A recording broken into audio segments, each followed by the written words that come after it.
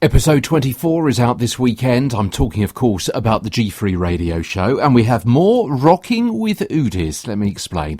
In part one, well, we can all get a little annoyed with our situation. It takes a lot, doesn't it, to turn your back on food that you once loved, to pay 3, 4, 5 times as much for what in many cases are just sad replicas, to miss out on meals, to adapt others, to think twice before we eat out, and always thinking of where the next toilet is.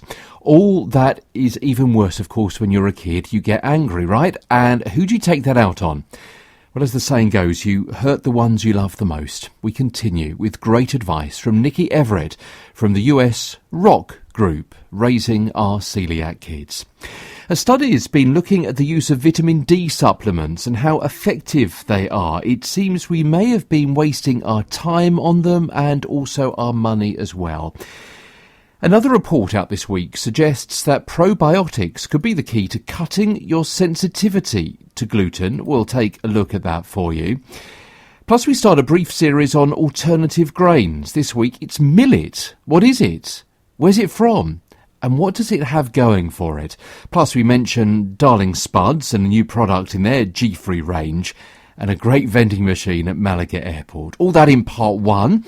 In part two, we continue with our interview with Simon Hazlitt of Udis on their brand expansion from the US to the UK. We hear more about the parent company, why they decided to launch here, and why they decided to launch now, and how Simon himself has baking in his blood. Plus, more than a quarter of Americans eat gluten-free food to help them lose weight. And other new stats from the other side of the pond. The story of how one restaurant simply does G3 right. Care, consideration, detail and discussion. And what other places can learn from them. Also, cookery schools, are they worth the money?